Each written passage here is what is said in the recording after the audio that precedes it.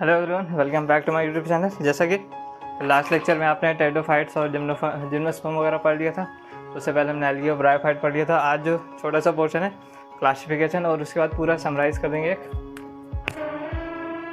सबसे पहले हम बात करेंगे क्लासिफिकेशन।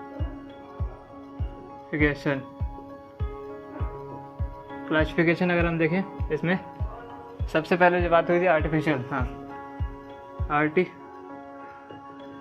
क्लासिफिकेशन, इसमें हमने बात की थी कार्लस लीनियस ने इनमें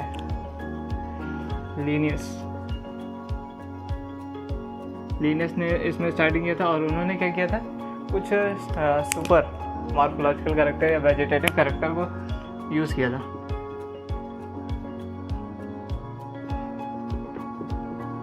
मॉर्फोलॉजिकल कैरेक्टर जिसमें उन्होंने हैबिट, ये उससे पूछ सकते हैं, और नंबर ऑफ लीफ, क्रोमोसोम, ये सब उन्होंने यूज़ किया था। और लेकिन इनका जो क्लासिफिकेशन था वो काफ़ी टाइम तक चल नहीं पाया, क्योंकि उन्होंने थोड़ी सी गलती कर दी। उन्होंने क्या किया, इक्वल वेटेज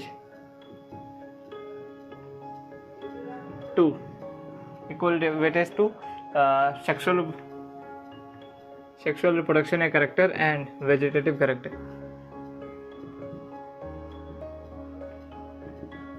ठीक है, इसके अलावा इसलिए इनका क्लासिफिकेशन आगे जाके नहीं चल पाया। इसके अलावा जो दूसरे हमारे पास आए, सेकंड इज वो नेचुरल में क्या हुआ, इन्होंने नेचुरल एफिनिटीज और कुछ एक्सटर्नल और इंटरनल दोनों स्ट्रक्चर यूज़ किए। सबसे पहले इसमें लिख सकते हैं इंटरनल एंड एक्सटर्नल, दोनों कैरेक्टर यूज़ किए। इसके अलावा जो इसमें इंटरनल और एक्सटर्नल के साथ अगर हम कैरेक्टर देखें, तो जो पहले थे वो तो है। इसके अलावा अल्ट्रा स्ट्रक्चर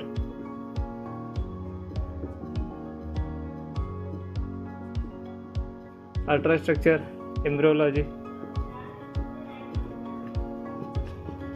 एंड एनाटॉमी वगैरह उन्होंने यूज़ की। और इन्होंने कौन से साइंटिस्ट की इसमें हम बात करेंगे, वो हम बात करेंगे Joseph Dalton Hooker and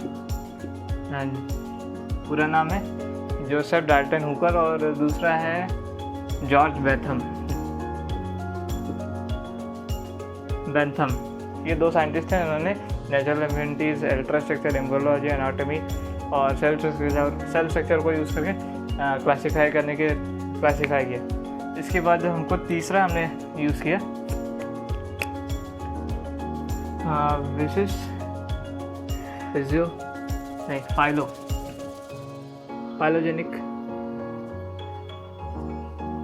phylogenic relationship के बेसिस पे यूज़ किया। इनमें क्या था कि हम अगर ढेर सारे स्पीसीज को एक ग्रुप में रखेंगे तो species show common ancestor. Species क्या करेंगे, कॉमन एंसेस्टर शो करेंगे, मतलब वो किसी एक ही पूर्वज से आए हुए सभी स्पीसीज हैं जो कि अलग अलग बढ़ते चले जा रहे हैं, लेकिन वो एक ही। ठीक है, ये है तीन तो हमने ऐसे देख लिया, आर्टिफिशियल, नेचुरल और फाइलोजेनिक रिलेशनशिप। आर्टिफिशियल में क्या लीनियस ने काम किया, वेजिटेटिव और सेक्सुअल को एक दे दिया, इक्वल वेटेज दे दिया, इसलिए इनका चल नहीं पाया। इसके बाद नेचुरल आया। नेचुरल में हमने natural affinities, ultra structure, embryology, anatomy और कुछ इंटरनल और स्ट्रक्चर जो सेल स्ट्रक्चर, वो सब इस बेसिस किया। और इसको हुकर और बेंथम ने दिया था। फाइलोजेनिक में क्या है, स्पीसीज की हमने स्टडी की, और उसमें जो कॉमन इंसेस्ट्री शो करते हैं, ये हमें देखने को मिला। इनके अलावा हमको दो और जब हमारे पास फाइलोजेनिक रिलेशन में क्या है, फॉसिल स्टडी हमारे पास प्रेजेंट होती है, लेकिन हमारे पास फॉसिल एविडेंस या स्टडी प्रेजेंट ना हो तब हम तीन और यूज़ कर सकते हैं, जिसमें हमारे पास है ये एक जो हम मैथमेटिकली न्यूमेरिकल टेक्सोनॉमी यूज़ कर सकते हैं, साइटोटेक्सोनॉमी या कीमोटेक्सोनॉमी यूज़ कर सकते हैं। उसको देख लेते हैं।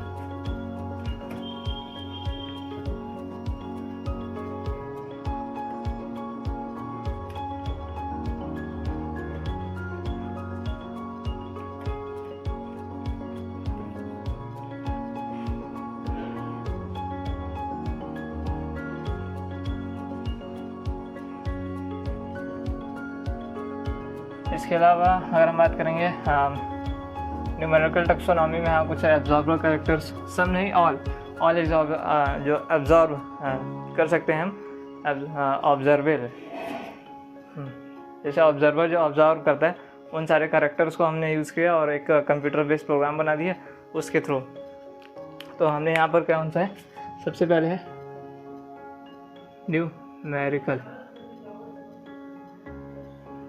न्यूमेरिकल टैक्सोनॉमी में क्या है, हमारे पास फॉसिल, हाँ पहले याद रखिए कि इसमें हमारे पास फॉसिल या एविडेंसेस नहीं है, इसलिए हमने क्या किया, कैरेक्टर को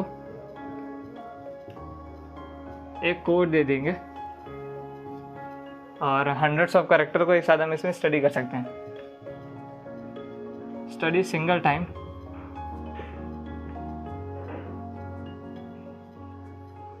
more than 100 of कैरेक्टर, 100 से ज़्यादा कैरेक्टर को हम एक साथ स्टडी कर सकते हैं इसमें न्यूमेरिकल टैक्सोनॉमी में। इसके बाद हमारे पास आता है एक है साइटो टैक्सोनॉमी। साइटो टैक्सोनॉमी क्या है, सेल स्ट्रक्चर की हम स्टडी करते हैं, जिसमें हमारे पास क्रोमोसोम है, क्रोमोसोम का स्ट्रक्चर, नंबर और उसके अरेंजमेंट वगैरह को हम स्टडी कर सकते हैं। तो हम क्या करेंगे इसमें इंटरनल सेल स्टडी के बेसिस पर क्लासीफाई करते हैं। तीसरा जो सबसे मोस्ट है कीमो टैक्सोनॉमी। कीमो टैक्सोनॉमी में क्या है, हम केमिकल स्टडी करते हैं, केमिकल स्टडी तो करते हैं। इसके अलावा जो है इसमें सबसे इम्पॉर्टेंट बात क्या है कि एनसीईआरटी में लास्ट लाइन में लिखा हुआ है कि जो मॉडर्न साइंटिस्ट हैं, लेटेस्ट SCIEN साइंटिस्ट जो हैं वो नाउ यूज़ करते हैं यूज्ड दिस टेक्निक टू क्या कहते हैं, जो हमारे पास कन्फ्यूज़न है उसको ओवरकम करने के लिए, to overcome confusion in classification। ये क्लासिफिकेशन को कम करने के लिए हम जो लेटेस्ट टेक्निक यूज़ करते हैं उसे हम कहते हैं साइटो टैक्सोनॉमी, कीमो टैक्सोनॉमी। तो हमने क्लासिफिकेशन में क्या क्या है, 6 हमारे पास हैं। आर्टिफिशियल क्लासिफिकेशन, जिसमें हम केयरलेस लेने से शुरू किया था, इक्वल वेटेज दे दिया था, इसलिए उनका ज़्यादा नहीं चल पाया। उसके बाद नेचुरल क्लासिफिकेशन सिस्टम आया, जिसमें हमने पास हुकर और बेंथम ने दिया था। नेचुरल एफिनिटीज़ इंटरनल और एक्सटर्नल से दोनों यूज़ कर लिए। Ultra structure, embryology, anatomy, cell structure, ये सब स्टडी की। इसके बाद फाइलोजेनिक रिलेशनशिप, जिसमें कॉमन एंसेस्ट्री हमको देखने को मिलती है। इसके अलावा हम देखें तो हमारे पास फॉसिल एविडेंसेस जब नहीं थे तब हमने देखा कि न्यूमेरिकल टैक्सोनॉमी, कीमो टैक्सोनॉमी और साइटो टैक्सोनॉमी हम यूज़ कर सकते हैं। कीमो वाले में लास्ट वाले एनसीईआरटी के लाइन हम जरूर पढ़ लें। इसके बाद अगर हम बात करें तो हमने पास एल्गी, ब्रायोफाइट, टेडो, जिम्नो ये सब पढ़ लिया है। और आज हमारे जो लास्ट पॉइंट बचा था वो हमने देख लिया है। इसमें अगर हम देखें एल्गी, एक बार अगर रिवाइज करना चाहें तो एल्गी अगर हम देखें, एल्गी हमारे पास 3 क्लास पहले इंट्रोडक्शन दिया हुआ है, काफ़ी चीज़ें। उसके बाद हमारे पास यूजेज दिए हैं 8-9 हो, जिसमें हमारे पास CO2 फिक्सेशन, O2 को इंक्रीज़ करता है। और अगर हम देखें O2 इंक्रीज़ करता है। और इसमें एज अ फूड हम 70 स्पीसीज हैं एक्वेटिक, मतलब मरीन जो है एक्वेटिक एनिमल्स के लिए हम एज अ फूड यूज़ कर सकते हैं। क्लोरेला और स्पाइरुला जो कि एक प्रोटीनेशियस स्ट्रक्चर है, हम उसको ट्रांसवेलर्स उनको यूज़ कर सकते हैं। और हम कैराजीन, एल्जीन बनाते हैं जो कि हाइड्रोक्लोराइड प्रॉपर्टी शो करते हैं। इसके अलावा हम अगार बनाते हैं जो कि जेलेडियम और ग्लासिलेरिया जो कि रेड एल्गी का टाइप है उससे बनता है। और ये सब एग्जांपल हैं। O2 को इंक्रीज़ करता है, ये बता दिया। इसके बाद क्लोरोफाइसी, फोयोफाइसी और रोडोफाइसी हमारे पास एक स्ट्रक्चर है। क्लोरोफाइसी में हमारे पास ग्रीन एल्गी है, जिसमें हमारे पास यूलोथ्रिक्स, स्पाइरो वगैरह, कैरा है, क्लाइमाडोमोनास, क्लोरेला है, ये सब एग्जांपल्स हैं। इसके बाद हमारे पास आता है फियोफाइसी जो कि ब्राउन एल्गी है, जिसमें क्लोरोफिल ए और सी होता है और फ्यूकोजेंथिन होता है, जिसकी वजह से इसका कलर ऑलिव ग्रीन टू लगभग ब्लू ब्लैकिश कलर हो जाता है, ब्लू ब्राउन के आसपास कलर होता है फ्यूकोजेंथिन के अमाउंट की वजह से। इसके अलावा इसमें एग्जांपल है एक्टोकार्पस है, फ्यूकस है और लेमिनेरिया है, ये सब एग्जांपल है। इसके बाद रोडोफाइसी, इसमें 4 एग्जांपल है, जेनेडियम, ग्लासिलेरियम, पॉलीसाइफोनिया, पोरफायरा। इसमें है chlorophyll, chlorophyll D, chlorophyll A और क्लोरोफिल डी। और हमारे पास जो मेन पिगमेंट है R फाइकोरेड्रिन अगर हम इसमें फूड स्टोरेज की बात करेंगे तो हमारे पास है एक में फ्लोरिडियन स्टार्च है रेड एल्गी, ब्राउन एल्गी में है लेमनेरिया और मैनिट्रॉल जो कि एक कॉम्प्लेक्स कार्बोहाइड्रेट के जैसे हैं, और ये हमारे पास ग्रीन एल्गी है, इसमें हमारे पास पायरानॉइड जिसमें हमारे पास होता है प्रोटीन बिसाइड स्टार्च, मतलब प्रोटीन और स्टार्च को हम स्टोर कर रखते हैं। हाँ, एक क्वेश्चन मैंने देखा था प्रोटीन नहीं, उसमें जो लिखा था कोर एलिमेंट है वो स्टार्च के स्टोरेज के लिए यूज़ करते हैं, मतलब आगे जाके वो स्टार्च को ही यूज़ करना चाहेगा, इसलिए शायद नीट का PYQ है वो क्वेश्चन।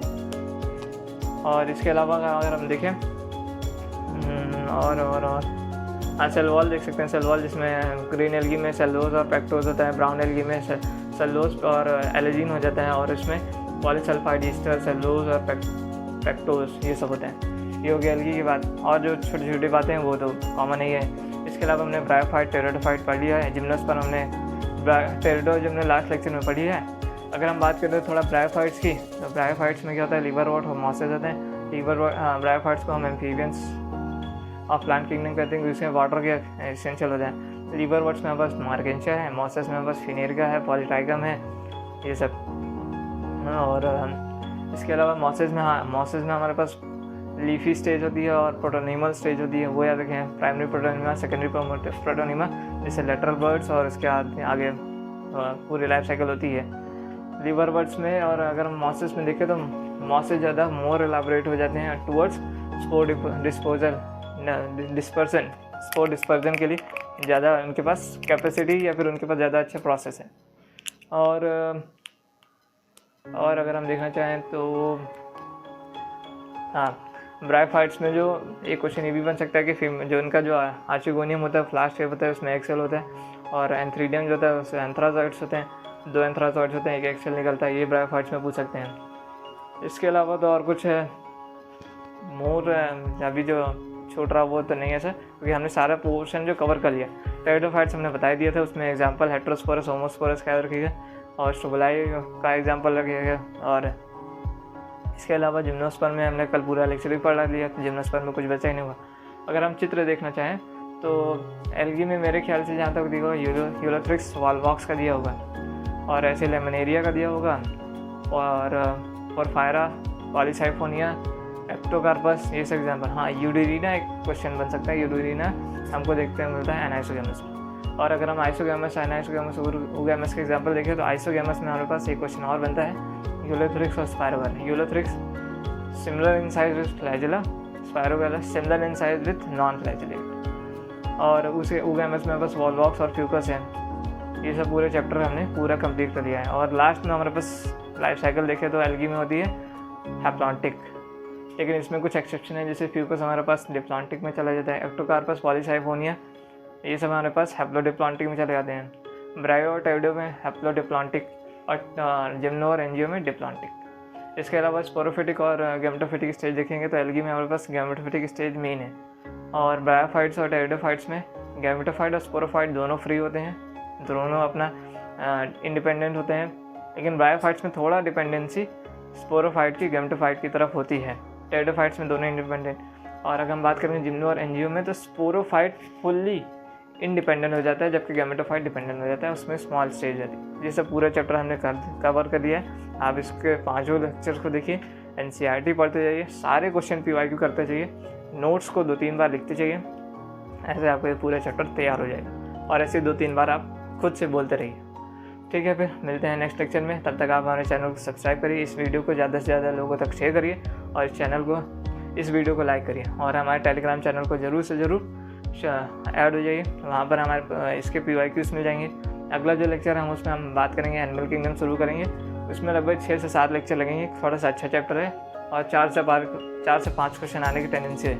जैसे हमारे पास इसमें 10 फाइलम है पहले, उसके बाद एक फाइलम है कोऑर्डिनेटर जो कि बहुत अच्छा, इसमें 7 सब डिवीज़न क्लासेज हैं उसको पढ़ने होती हैं, तो काफ़ी अच्छा चैप्टर है, वो हम पढ़ेंगे नेक्स्ट लेक्चर में। तब तक मिलते हैं, धन्यवाद।